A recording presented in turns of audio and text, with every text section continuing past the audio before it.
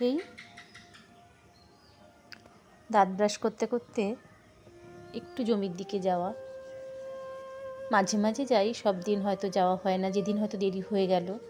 আজকে যেমন একটু সকাল সকালই ঘুম থেকে উঠেছিলাম, তো ভাবলাম যাই একটু দাঁত মাজতে মাজতে জমির দিকে। আসলে ঘুম থেকে উঠে সবুজ গাছপালার দিকে তাকালে মনটা যেন অনেকটা ভালো হয়ে যায়। আসলে গাছপালা তো আমাদের মন ভালো করে, বলো? এই সবুজের সমারোহ মনকে কতটা প্রশান্তির শান্তিতে ভরে দেয়। তো আমাদের বাড়িটাই সেরকম গাছপালায় ঘেরা। তো কেন যাই জানো তো, সকালবেলা ঘুম থেকে উঠে প্রথম কথা, গাছগুলোতে তো ফুলে ভর্তি থাকে, আর কোন গাছটায় কোন ফলটা একটু বড় হলো, কোন সবজিটা তুলতে হবে, কারণ জমি থেকেই সবজি তুলে তো আমাদের রান্নাবান্না হয়। তাই সকালবেলা উঠে দাঁত মাজতে মাজতে অনেক সময় গিয়ে দেখে আসি।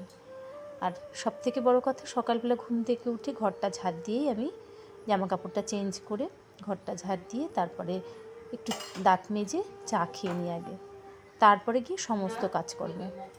তার আগে জন্য কোনো কাজ করতে আমার মন বসে না, সে বাইরের কাজ বলো আর ঘরের কাজ বলো। যেহেতু আমার কোনো হেল্পিং হ্যান্ড নেই, তাই A to Z ঘরের সমস্ত কাজই আমাকেই করতে হয়। তো কিছুদিন ধরে মা আমাদের এখানে এসছে, এই ভোটটা মিটে যাবার পর মা আমাদের বাড়িতে এসছে। তো চা খেতে খেতে বসে বসে মায়ের সাথে একটু গল্প, এই করতে করতে একটু সময় চলে যায়। সময়টা এদিক ওদিক হয়। দেখো 8টা 15 বাজে ঘড়িতে, আমি আর মা কিন্তু বসে বসে চা বসিয়ে দিয়েছি, বসে বসে একটু গল্প করছি। মা মেয়ে আসলে মা মেয়ের সাথে এরকমই গল্প, হয়তো সব মেয়েদেরই চলে সব সময়, কত ধরনের গল্প। তো চা খেতে খেতে মায়ের সাথে একটু গল্প করতে করতে চা খেয়ে তারপরে ভাবলাম যে বাইরের কাজকর্মগুলো করব। তো মায়ের তো আর গল্পের শেষ নেই, আমার মা একটু গল্প করতে ভালোই বাসে। আর সকালে উঠে চাটা আমিই করি। মা কোনো দিনই, বিয়ের আগে যখন আমি যখন ছোট ছিলাম, আমি যখন 5-6-এ পড়ি, তখন থেকেই আমার সংসারের একটা কাজ করতে হতো, কারণ আমার মা সেলাই করতো। তো আর সেই কারণে চাটা মা কোনো সময় করতে চাইতো না। আমি যখন একটু বড় হলাম, কলেজে পড়তাম, তখন আমি চা করে তারপর টিউশনিতে যেতাম। আমি টিউশন করতাম, বাচ্চাদের পড়াতাম। বিয়ের পরও এখানে এসে আমি গত 3-4 বছর হলো টিউশনটা ছেড়ে দিয়েছি, এখন আর টিউশন করি না। তো মা আসলে তো চা কোনো সময় মা করে না, কিন্তু মা আমার হাতে হাতে অনেক কাজ করে দেয়। আসলে মায়েরা থাকলে মেয়েদের মনে এই সুবিধাটাই হয় যে মেয়েদের হাতে হাতে মায়েরা অনেক কাজ করে দেয়। তো দেখো সকালবেলা উঠে মাকে বললাম যে তুমি একটু তরকারিটা কেটে দাও। আমি আটাটা মেখে রাখলাম, রুটি তরকারি সকালবেলা হয় আমাদের। তো আটাটা আমি মেখে রাখলাম, আর মায়ে বললাম তুমি একটু তরকারিটা কেটে দাও। তো কাঁচকলা ছিল, কাঁচকলা আলু দিয়ে একটু রুটির সাথে তরকারি করা হলো, সেটা গ্যাসেই করে নিলাম। আর তারপরে গিয়ে ভাবলাম, আর কিছুদিন ধরে আমি ওই গ্যাসেও করি, কাঠেও করি।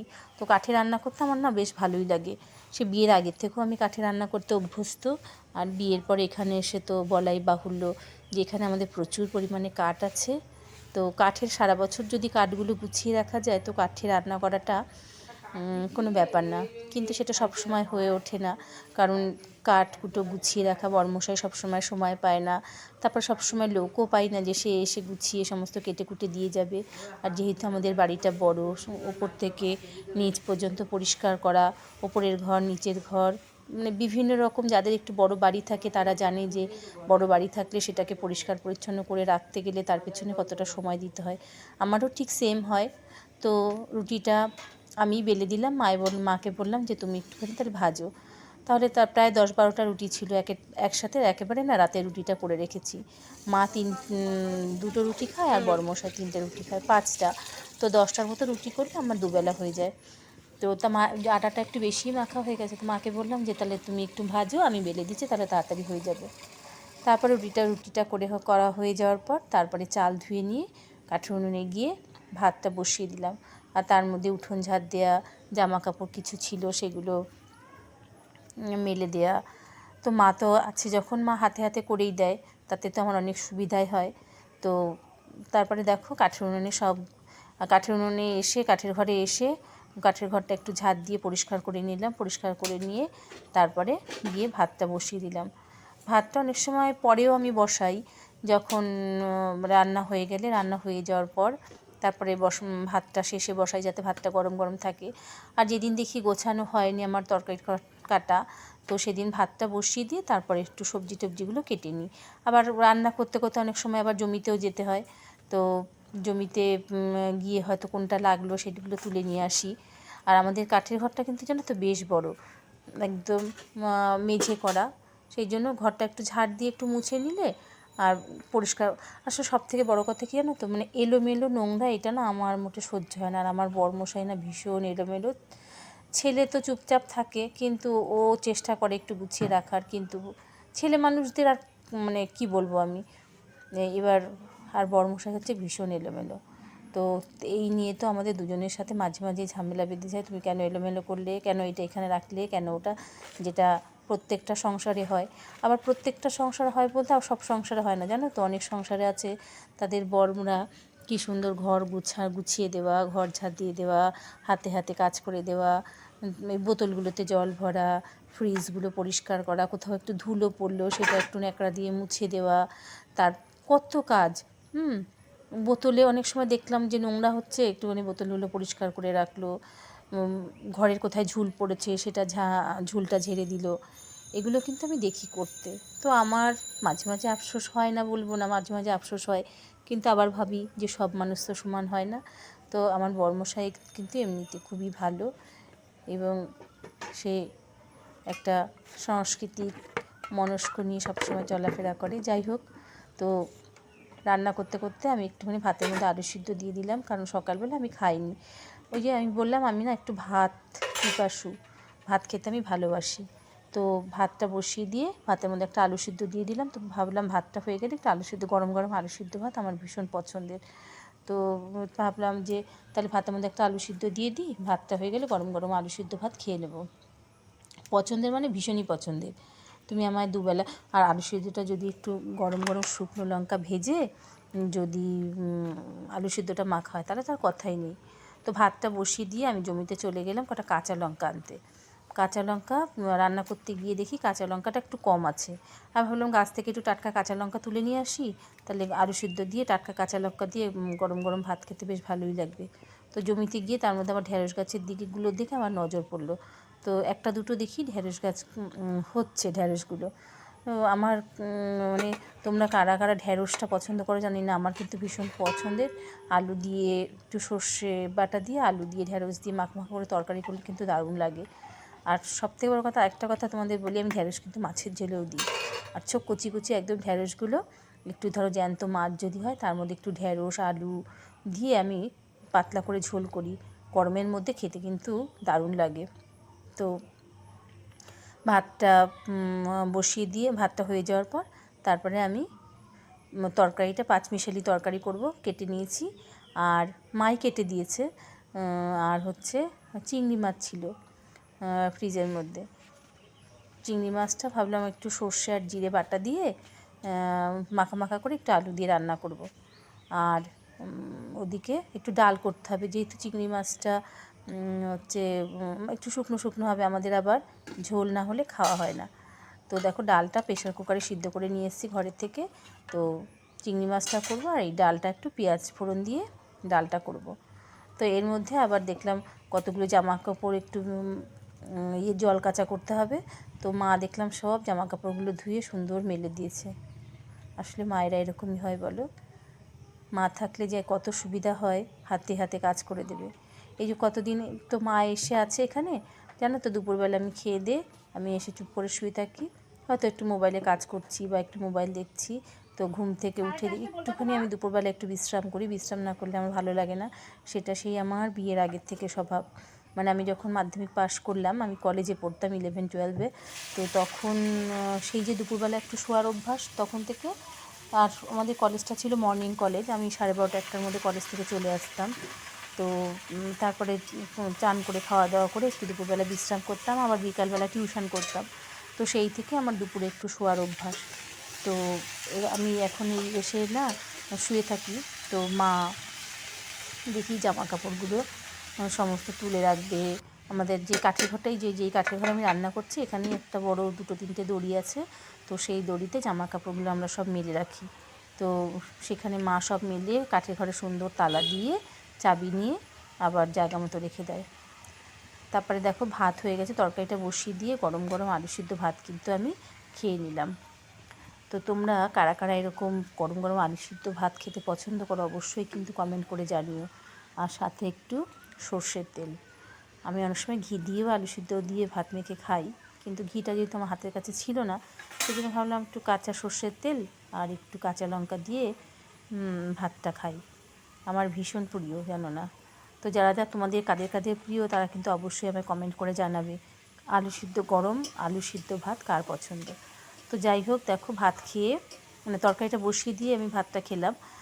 আসলে ভয়েসটা পরে দিচ্ছি, তো রান্নাটা তো আমার আগে করা ভিডিওটা, আর ভয়েসটা তো পরে দিচ্ছি, তাই মানে একটু এলোমেলো হয়ে গেল। যাই হোক, তোমরা মানিয়ে গুছিয়ে নিও।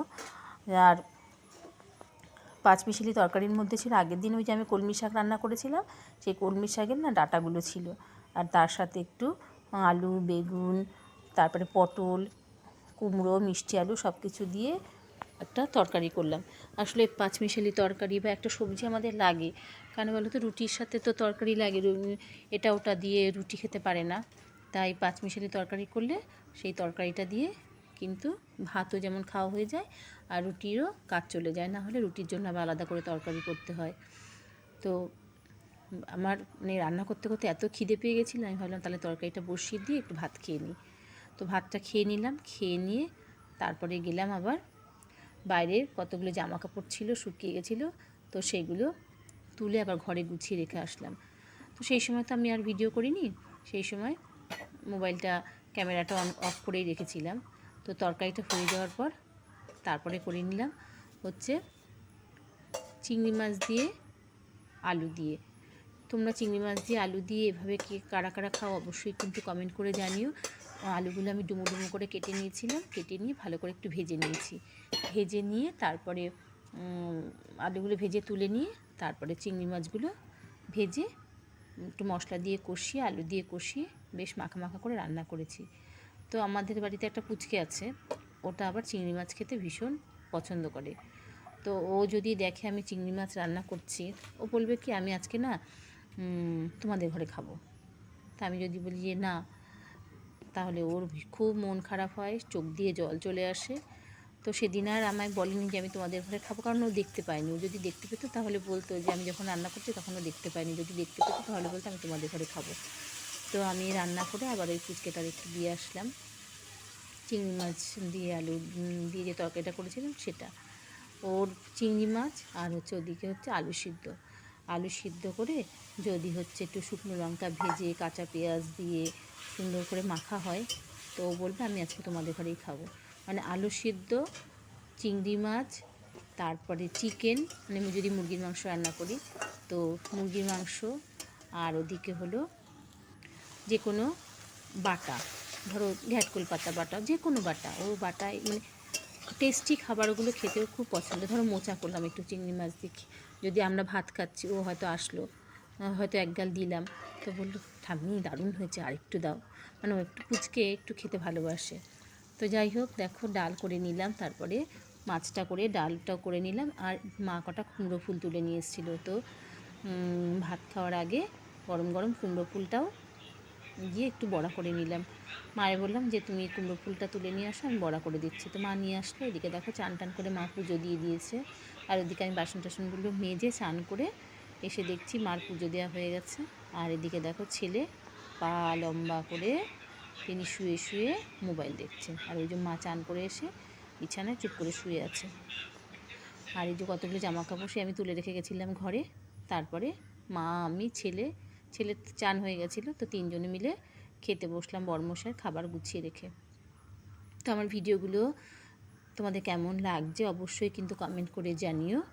আর যারা যারা এখনও আমার চ্যানেলটি সাবস্ক্রাইব করোনি তারা অবশ্যই আমার চ্যানেলটি সাবস্ক্রাইব করো, আমার পাশে থেকো যাতে আমি এগিয়ে যেতে পারি। তারপরে দেখো দুপুরের পর খাওয়া দাওয়া করে আমাদের এক বন্ধুর মেয়ের তার হাতে একটা কাঁচ ফুটেছিল 2.5 বছর আগে। তো সেই কাজটা অপারেশন করবে। তো আমাদের সেই বন্ধুর যে ওয়াইফ সে তার বউ একটু ভয় লাগে, তো বললো তাহলে তুমি এসো। ঠিক আছে আমি যাব। তো সে অপারেশন করলো, আমি গেলাম। এসে দেখো সন্ধ্যাবেলা ছোলা দিয়ে মুড়ি দিয়ে, ছোলাগুলো ভেজে মুড়ি দিয়ে একটু তেলের ওপর দিয়ে নেড়ে চা মুড়ি আমি মা বড়মশাই 3জনে মিলে খেলাম। তো তোমরা সবাই ভালো থেকো, সুস্থ থেকো, আর আমাকে এভাবে সাপোর্ট করো যাতে আমি পরবর্তীতে এগিয়ে যেতে পারি।